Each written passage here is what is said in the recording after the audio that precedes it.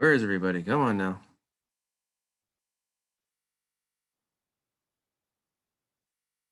It's Tyler.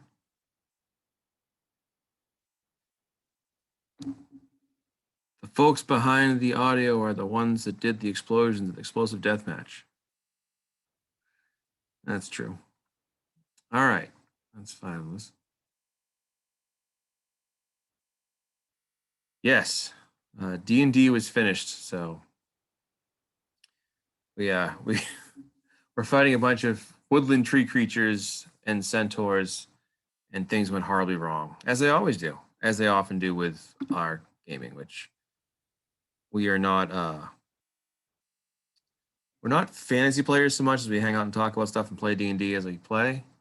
So I always have a lot of time, like I remember once one of the guys in our group had a coworker who wanted to play D&D, so he was like, "Hey, can you join us?" And we were like, "All right."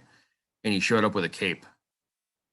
We're like, "All right, that's not how we play, but okay."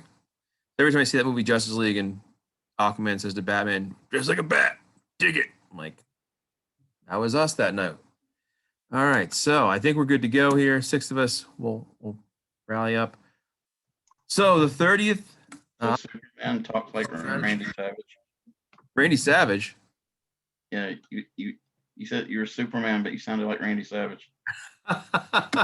Well, he was Superman. Randy was. Okay. So yeah, we're here with our 30th IWAR Gold Strategy Workshop. They've been going pretty well. I hope we've been getting a lot of 500s, 501s. Not me personally. I got one 500 the last few cycles. Didn't do anything because nowadays, not a way you need a 501 to really make the report at all, and then it'd be perfect. We'll talk about that later on. So let me get right into it and share my screen. And you'll notice that I have a picture here. This is the Gentleman's Club out of the IWL. And we have our group members, Apollos Payne, Jordan Drake, Joe Boring, the IWAR World Champion, and Hank Henkel and Buddy Donner. And the reason I show that is I've been asking players, if you take a few moments to send me your wrestlers' information, like what they look like, is it a current superstar, kind of like a superstar, whatever it may be, if you let me know, I will whip them up in the WWE 2K19 engine and add them to our array of wrestlers. I'm getting better at it, so they're getting better now. But just in 2021, I'm trying to make all the covers for the IWAR magazine to look, with one of the stars. So that's that. All right, so we'll get back to that later on. Do you want to mention a few things? I want to thank the folks over at the Retro Wrestling Presents on the Tubecast, thankfully through YouTube. So you check out Alex. We do our Tubecast every month, every cycle. And you can also check out some of the Tubecasts we've done with video games, wrestling history, the AWA project, the NWA project. If you liked Marvel's What If comic books, that's kind of what the AWA project is. So last time we did this, I took a new spin. I tried something new, and what I did is I broke down kind of how we thought the holds might go by process of elimination. So we'll get into that again, and I'll show you how we did last time and why it worked pretty well. And tonight's drink I'm going to try is disappearing, is Hint. So this is 0-calorie water, tastes like watermelon. Holy shit, that's terrible. All right. Don't buy Hint. It's a hint of it's wet, and that's about all it does. So that's our product plug. So let's go into what happened. So basic reminder, if you're new to this, if you haven't watched it yet, press pause, watch the How to Win the IWA video, which is on the IWA homepage. And it's set in 2018 when we made it, but it still holds true for the most part. There's a chat. Blackberry's better. I hope so. Ugh. But we just want to try to get you on speed. And instead of me taking 20 minutes to explain it in this video, I just tell everyone, hit pause, watch that video first. Once you get that, you get the jargon, the lingo, it's easier. For those of you that know what we're talking about, let's get it done. So a few reminders here. One is the IWA schedule. Some people have asked about it. So here it is from IWA themselves in 2021. And you have winter, March, April, as far as the schedule of cycles goes. So there's a lot of action this year, 18 cycles. So if you've been curious about that, you can see that. This is what we had happen. So where the holds went. This is my own little personal chart. And people have asked me, do I track every Fed? I do not. I track with the drops in iron. I track the drops in steel, and that's it. And somebody wrote to me today that never ever tracks with the Feds, and they're like, "Hey man, do you have bronze?" I'm like, "Nope, I do not." So, oh, my computer, I hate it. I check. Yeah, I always say if people really want Feds, like just go to like one of the boards and be like, "Hey man, who has it?" And someone will pop up with it. Is there an argument made for tracking them? Absolutely. Some people notice certain things that happen in other Feds and they trickle over. I don't. We're just doing this kind of basic, simple stuff. So here's what we're looking at. So here's the results. So that's kind of what the holds did. I only track the top 12 singles holds, if you will, and the bottom 5. So I don't track every single hold. Just save myself time. Yeah, steel went gold. And I will say this, I've been saying it for, I think, how many shows now? Probably since last year. If you're playing in steel or iron, absolutely, especially with iron where it dropped 27s, play the drop from gold. They just keep doing it. And it makes me wonder, like, is steel the place to play? Because that's apparently where you got a easy in with knowing what's going to happen. So looking at this chart, you see how what did what. You might notice the ones in red here. That's just because I tracked the 32 and the 50 used to be good holds about 2 years ago, and the IWA in 2020 did not give us the oh shit cycle where everything went kerplunk. It might happen this year. Who knows? But that's why it's red. Somebody asked me about that. So down here, I've color coded yellow for the bad and green for the good. IWAR moving to steel. Yeah, maybe. Somebody just moved to gold, which is baffling because the IWA, I remember a long time, a couple years back, a player wanted to start a new league in gold, and they were like, "No, you can't do that because gold's like their biggest Fed is just their most active Fed." But I hope that's changed since then. The rise of like the Gen Elite and the other stuff, TND, that coming along. So, anyways, what I want to look at here is break down what did what. So 29-28. Let me back over here. Come along. All right, there you go. So 29-28 was the drop last cycle in gold. It was the drop in steel. 2 cycles ago, 29-27 dropped. So I ignore that. I cut that out as well. So the ones in yellow are ones I drop out of the loop. I'm not going to consider them as possible drops. 11 cycles ago, you'll see I have 29-26 to 25-31, the 25-1, because the whole 25 is involved, and we always use 25. We're going to ignore those. 28s, 21 cycles ago, so 28s as a duo are really overdue. I don't know, could happen. We have our 28-27 4 cycles ago, 5 cycles ago for 28-26, and 7 cycles ago for 27-26, and of course, just 3 cycles ago for 131. And we have learned in the last year that 26s are in play. And if you look over here on this chart, you'll see the 26s have dropped 3 times since June of last year. So always a contender. So that's what we have to work with. So what I've done here is I break down a little further, is I have these pairings showing what is viable. All right, so these are your options to choose from. Last time we picked it right. We got the drop right.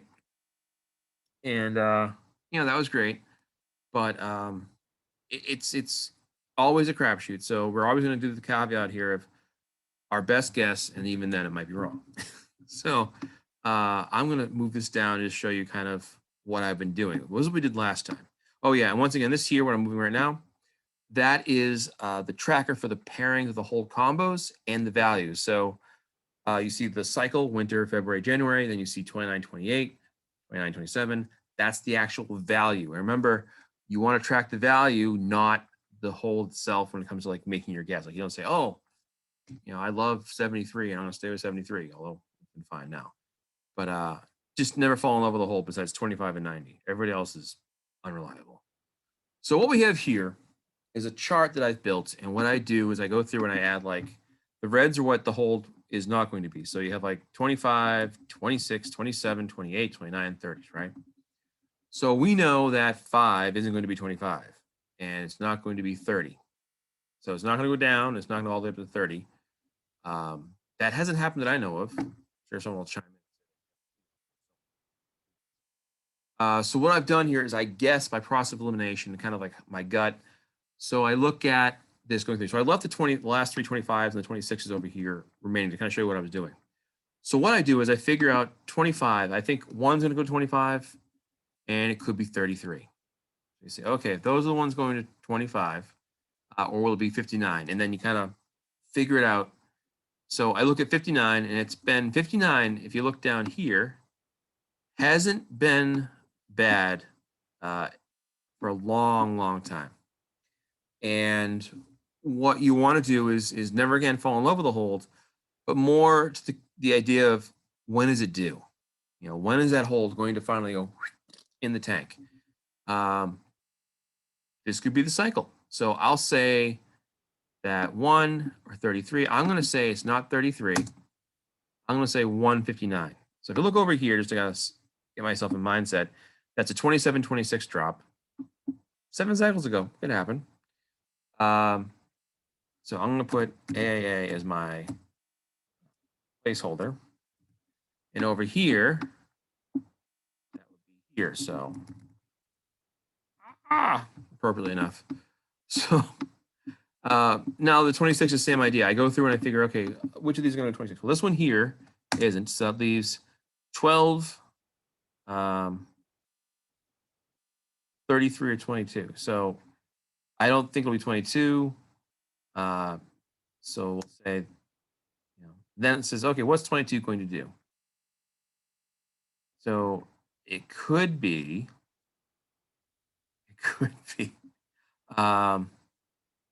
26.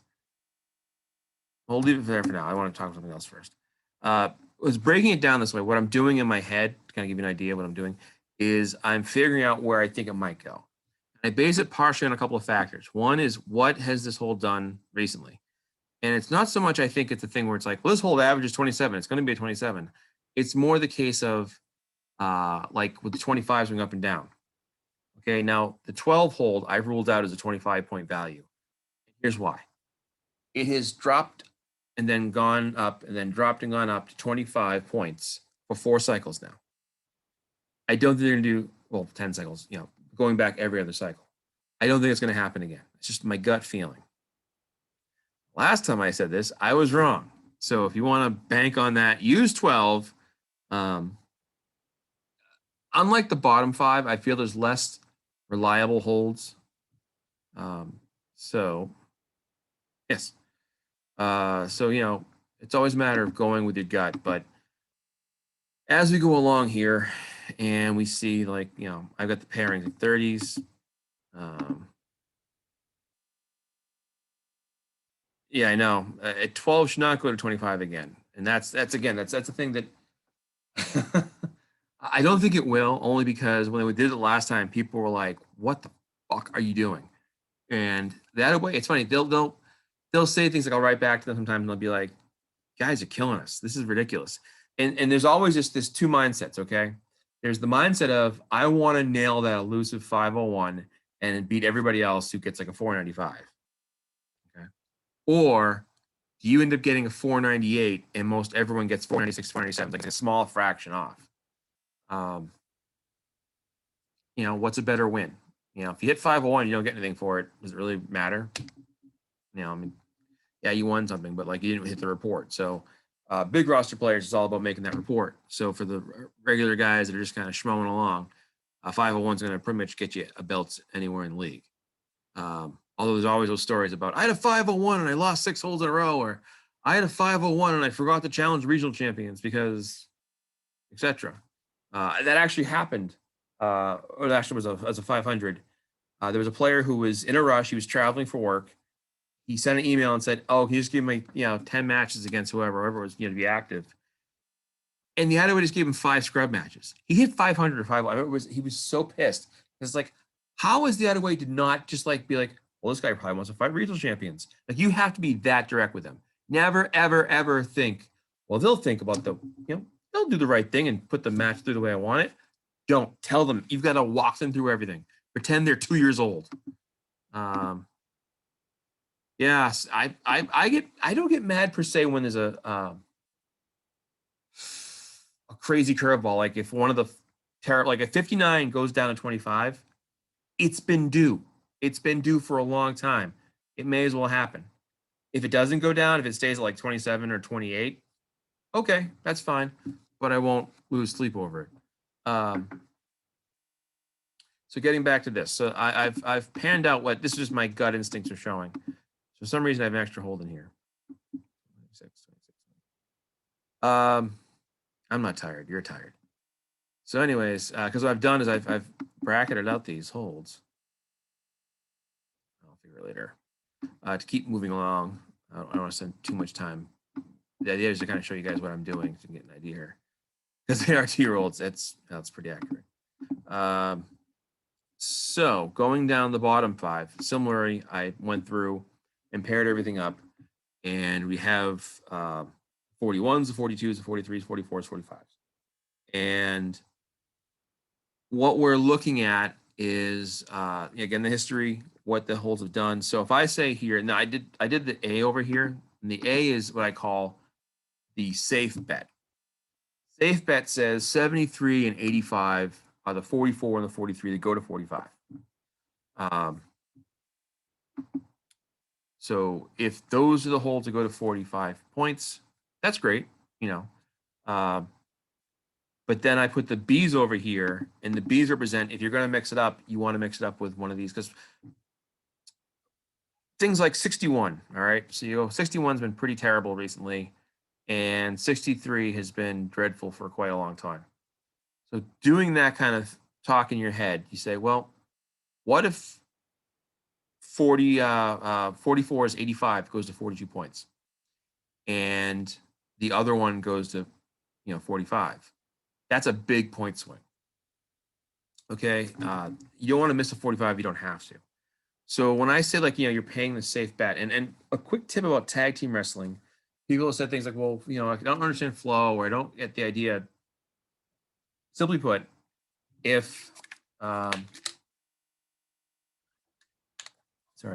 if you don't cover your bases, so you're wrestler A with the 11th hold and wrestler B with the 11th hold, you put, let's say, 61 at 11 for one guy and 85 at 11 for the other. If one of those 2 holds goes to 45, and then you repeat that process but flip it for the 12th spot, you're going to hit that 45 points back to back. And that's what you want to do. Yes. 44, 44, 43, 45. Yes. The thing with that way too is they'll shake things up. But for tag teams, what they've been shaking up is more of, it's less predictable. I know it's that way, but tag teams got really messy where they would be like, have one of the holds you were counting on to hit 28 or 29, and it would tank down. So yes. So remember, if you want to make sure that as you're going through, don't fall too in love with the hold, because you want to diversify so you have a better shot of hitting a higher score. Again, if you put all your chips on black and it doesn't come up, although Wesley Snipes would tell you to always bet on black, and that's why he went to jail for tax fraud. So anyways, looking at this, the simple setup I just set with here was like the odds on favorites. So 67 bouncing back up to 44, 90 going down to 44. It just, again, you're keeping in what I call the best case scenario, the simple ones. If you start mixing it up, that's when you start mixing in, going, okay, well, what if 61 is going to go to 45? And sometimes the holds go, like 73 for a while was kind of a hold. It was like a 41, 42 hold. And then it came back and became lively. And that's great. But the problem is that sometimes the holds pop up to 45 and then go away again. Not as common. Once they go to 45, they kind of stay in the mix for a while. Let's see here. Yes, there's plenty to laugh about here at IWA.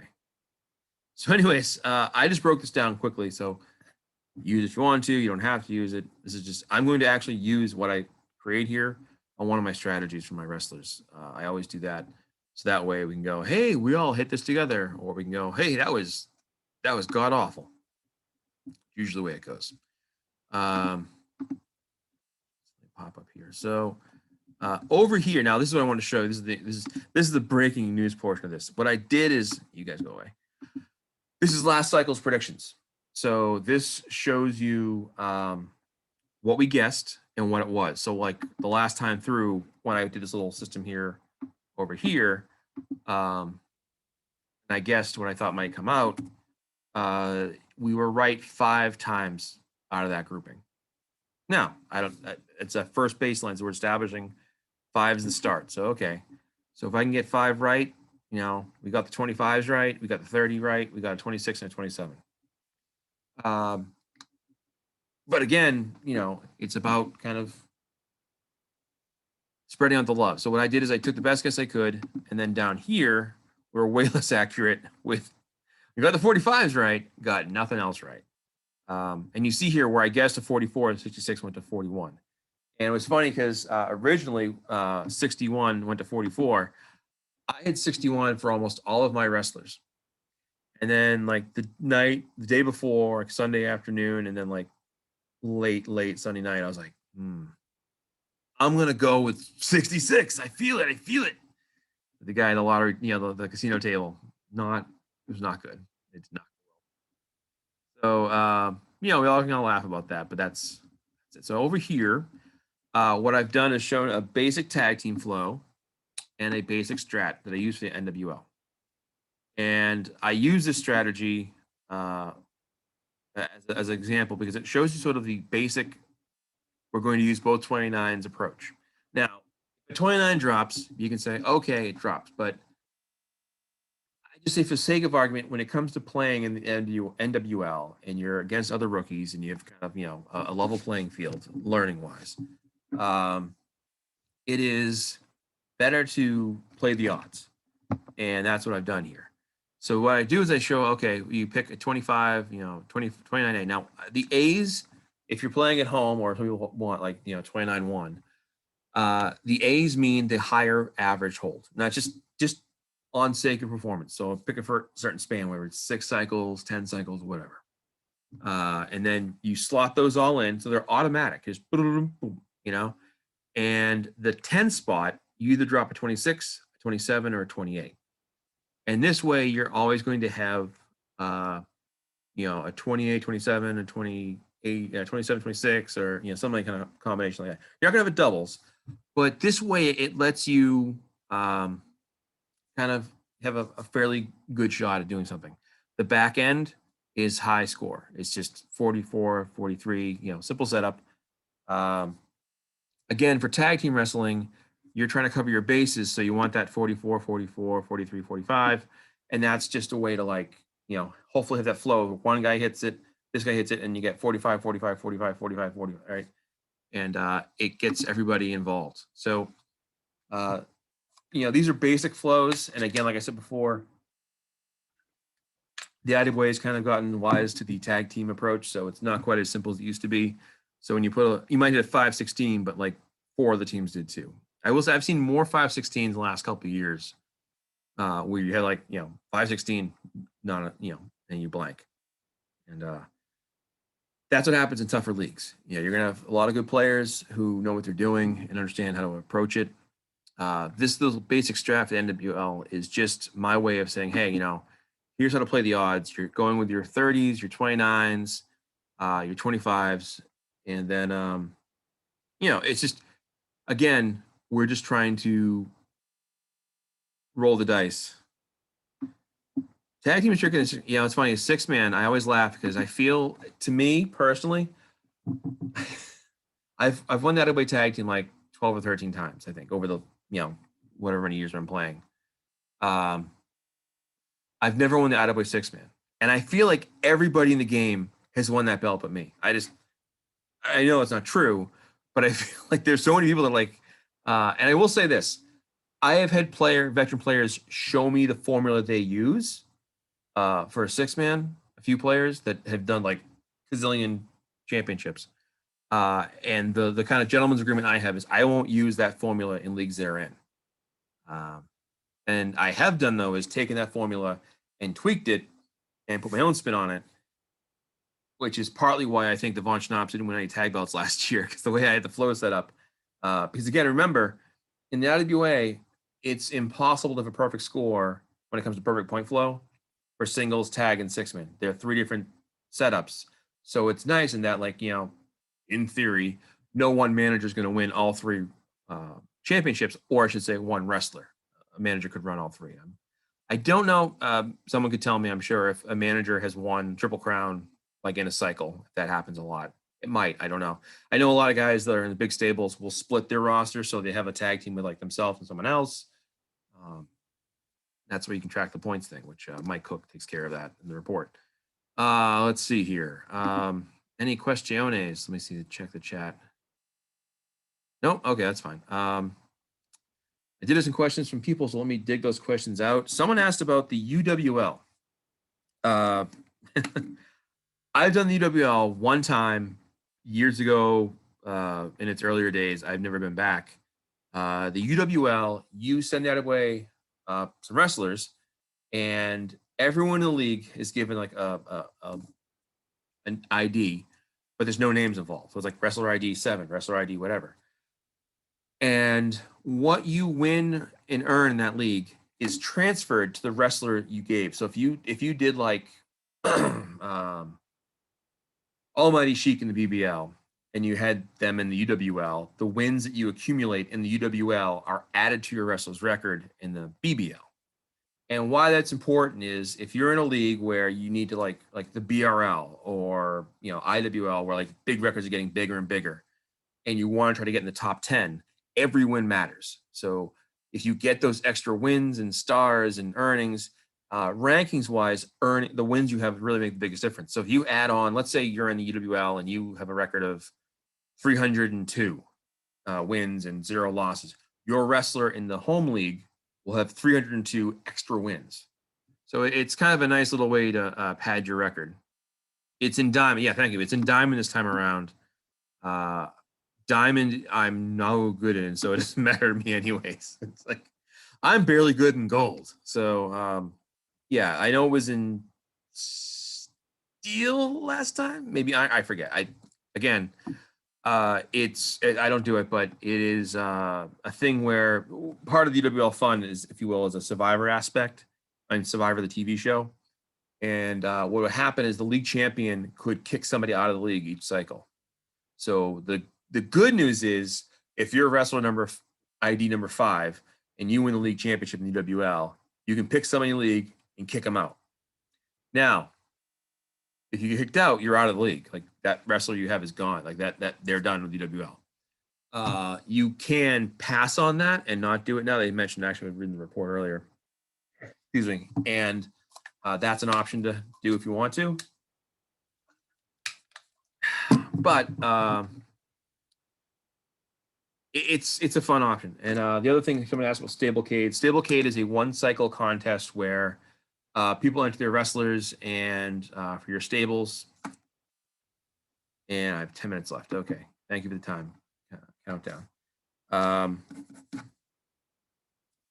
So it's a fun thing to do. I think I've done it once or twice, and you just put in your wrestlers that you enter, and I think it's $1 a wrestler. I forget the way it works because it's been so long, but it's a fun little contest. If you want to do it, NWL players have long talked about, hey, let's get all the NWL players to do NWL as a league. You can if you want. I can try to facilitate that. But for a while, like Virus kept winning it for a while. Certain stables won it a bunch. I don't really follow it as much, but a couple of things before I move on. A couple of stuff I want to get back to real quick. Don't double your holds. Don't do typos. I put a S instead of a 5 because I was tired. Always change your strategy. Don't let it ride, and challenge every champion you can. So if you're in a rookie league, challenge all the regional champions. If you're in the top 10 ranked, challenge the TV champion. If you're in the top 5, challenge a league champion. But when you put it in, remember, they're 2 years old. Tell them who you're challenging and why. So if you challenge league champion, say, I'm having wrestler ID blank, challenge league champion, and parentheses, number 3 contender. Because you don't want to have them say, oh, why?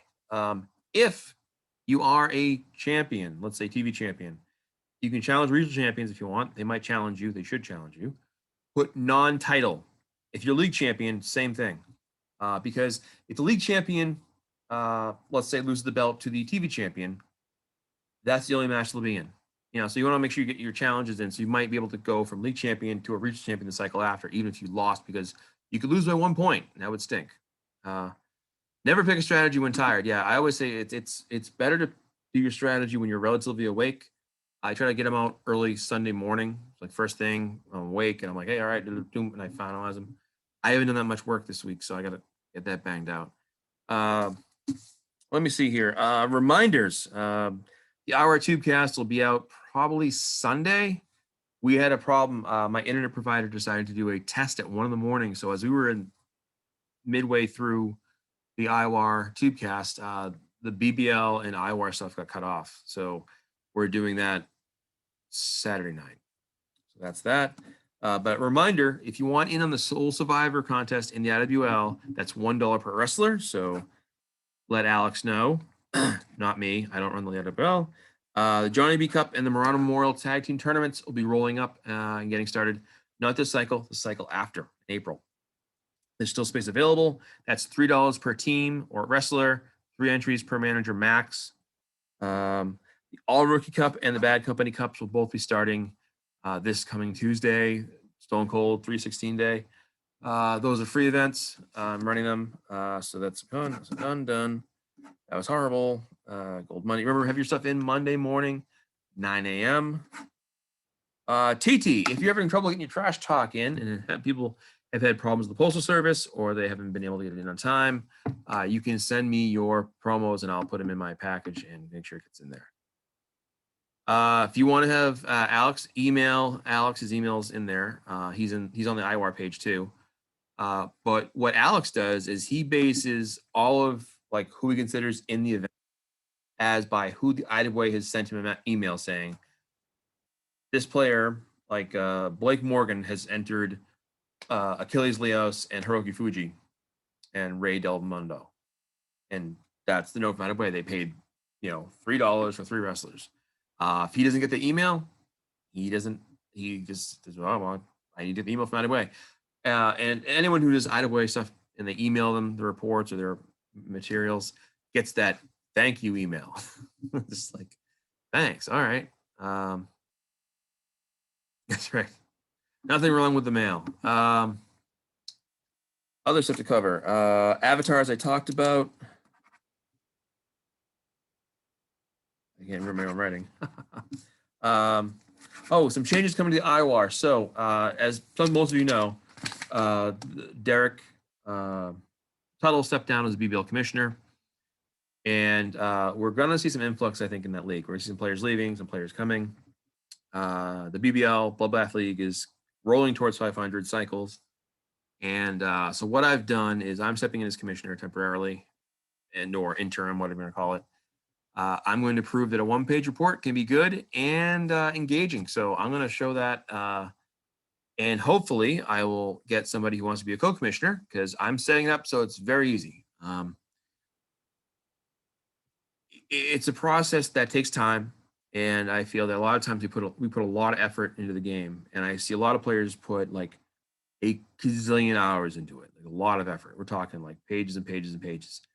And I've seen a number of good commissioners burn out because they're like, hey, I put all this stuff together. Everyone enjoy it. And then they're like, no one promos, no one cares. And that's hard because you have to realize that it's your audience. So what we're going to do in the BBL should be fun. I've got a little setup. I kind of shared a preview to some of the players. So I'll be doing the BBL for now until I find that co-host, which I'm in the process of working on. I had one person reach out to me and kind of inquire about it. But, we'll wait till we're there. I'm still doing the BRL and the NWL because I'm a sick person. It's true. but always looking for help. So if you're interested in being a commissioner or co-commissioner, contact me. I'm happy to help. We will have a commissioner show eventually. It's in the works. Let's see here. Go back over some hold stuff before I forget. So again, this little formula I have here, there's our previous drops. You can kind of go and say, okay, well, we've had double 26s drop 3 cycles ago. Before that, 27s dropped in iron, so they're off the table. 28s last dropped the holiday of 2019. So we went a year without that. So 21 cycles now since that's dropped. So keep that in mind. Let's see here. There's our hold values. Here is the chart. So what I do with this chart, and you can do it on your own if you want, however you want to do it, I color code it. Yellow's the ones I'm going to ignore. So no 27s. 26s, I would actually keep in play because that's, what did I do? What did I do? That is something to consider. Some couple of comments here. Double drops last cycle, 28, 26 in iron and diamond. Well, I will say this. It happens rarely. It does happen. It hasn't happened as frequently as I remember. Years ago, I remember it would happen like every few cycles. A drop that happened in iron would happen in like bronze or jade. I remember when I was whipping up the LWL and I was like, where do I going to put the LWL? And I was thinking, I know, I'll put the Lone Wolf League in jade. And that way I'll have 5 cycles to work, or 5 rounds of play to work with. And it just was like curveball to curveball. It was such a frustrating. I swear the LWL, the reason I hated playing there was because I swear, like every like Sunday, or it was Tuesday night, when I was picking my holds, and I was like, I'll go with this. I was like, I should go with that. Every damn time it was the other hold I didn't use. That just ticks you off after a while. I used to be like playing Keno and being like, I just can't get a break. Minute 30 left. So a couple of things. Send in your promos. We always like to see the promos. It helps us. A little preview for BRL. We're shaking things up. So we're going to have a big change when it comes to how we determine the contenders. To give it kind of a shorter preview, what's happening in the BRL, NWL, and the BRL, and the BBL.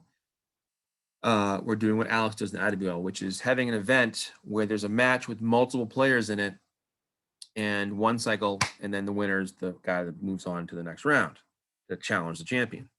And the reason we're doing this is it allows players to have more players to be in and have a chance to win than not. So it'll be a change from what we used to do with the scoring. I still use the scores, but we're just not spending much time. It saves me time. Hold value is up again. So this guy here, that chart, let me get that out of the way.